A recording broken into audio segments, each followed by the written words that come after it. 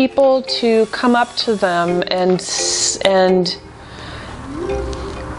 have a sense of curiosity about them, and not just to come up to them and say, wow, that's a giant dog, it looks exactly like a giant dog.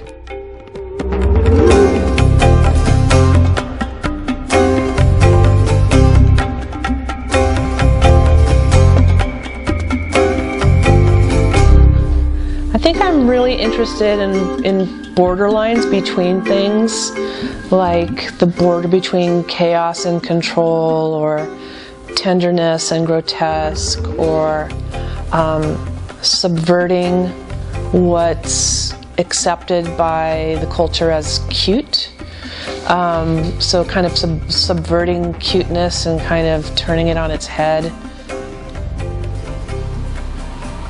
It's kind of a cultural critique, I think.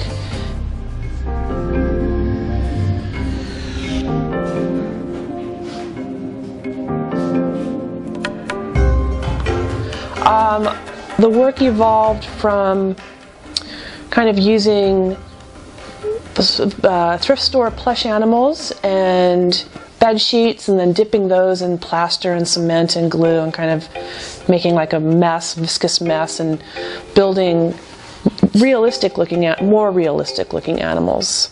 And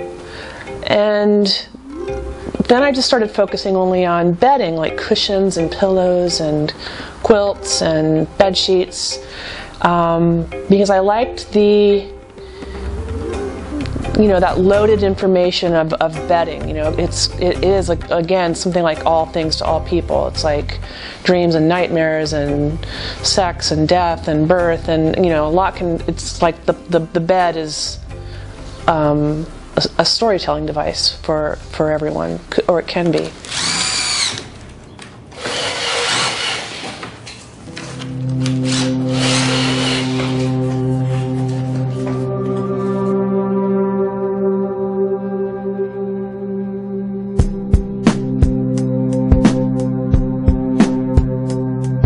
Contemporary artwork has more in common with design than not, and that's totally fine, but I think my work kind of thumbs its nose at that aesthetic.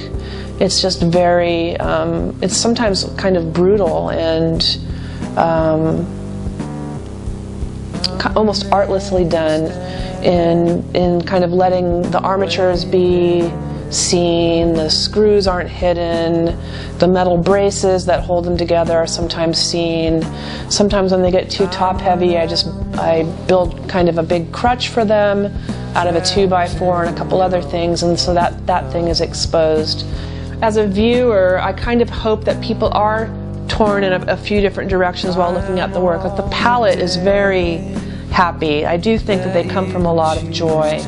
I think they look tragic and sad and perhaps full of regret, but they're still continuing on. It's kind of like they're still kind of marching on, despite everything that's occurred.